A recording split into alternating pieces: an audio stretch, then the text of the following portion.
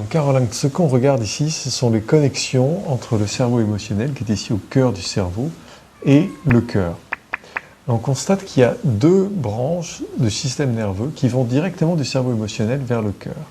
Une de ces branches, on appelle le système sympathique, fonctionne avec l'adrénaline pour accélérer le rythme cardiaque, faire monter la tension artérielle, préparer tout l'organisme au combat ou à la fuite. L'autre branche, qui est ici, qu'on appelle parasympathique, au contraire, ralentit le rythme cardiaque, fait baisser la tension artérielle et prépare l'organisme à la digestion et à la restauration, à la recomposition des cellules. À chaque instant, le cœur est soumis à l'influence à la fois de cet accélérateur et de ce frein. C'est un peu comme une voiture sur une route de montagne qui a besoin d'un très bon accélérateur pour pouvoir monter et puis aussi d'un bon frein parce qu'il faut pouvoir gérer chaque virage. Et donc ces deux branches du système nerveux autonome modulent totalement l'effet de ce qui se passe au niveau du cœur à chaque instant. En plus de ça, du cœur vers le cerveau émotionnel remontent les mêmes branches nerveuses qui fait que ce qui se passe dans le cœur influence ce qui se passe au niveau de nos émotions. C'est donc une boucle qui module notre relation au monde et à notre physiologie. Alors, ça se manifeste comme ça. Quand on regarde un électrocardiogramme où il y a des battements consécutifs du cœur, si on mesure cet intervalle ici, c'est un cœur parfaitement régulier. On voit tout de suite à vue de nez qu'il bat de façon très régulière.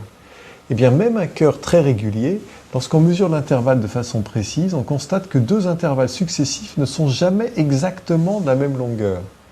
Ici, on voit un intervalle de 859 millisecondes. Ça veut dire qu'en une minute, ce cœur battrait à peu près 75 fois.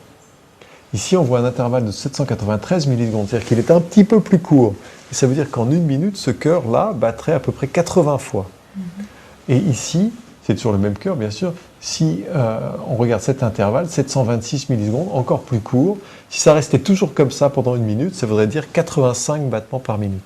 Donc on voit qu'à chaque battement du cœur, le cerveau et le cœur s'ajustent pour s'adapter à ce qui se passe dans la physiologie et à ce qui se passe dans l'environnement autour de nous. Okay ? Maintenant, on peut regarder ce que ça donne sur 4 minutes.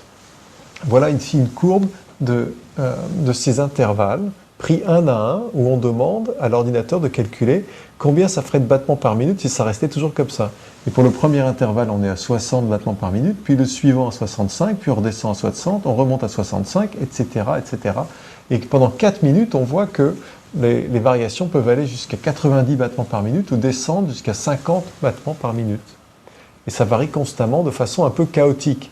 C'est-à-dire que là, par exemple, on ne sait pas où ça va. On ne sait pas si ça va aller plus vite ou plus doucement. On ne peut pas le prévoir puisque ça a varié de façon très chaotique.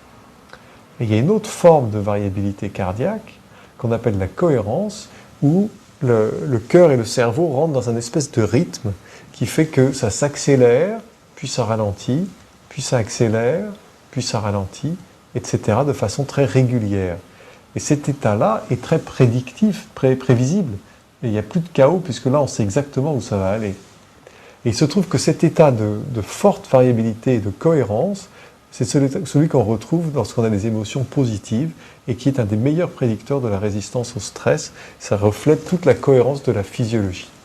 Donc ce que je voudrais vous apprendre aujourd'hui, c'est ce qu'il se passe dans le lien entre votre cerveau et votre cœur et comment reprendre le contrôle de ce lien avec votre volonté. Parce que vous ne pouvez pas dire comme ça consciemment à votre cœur de battre plus vite ou de battre plus doucement.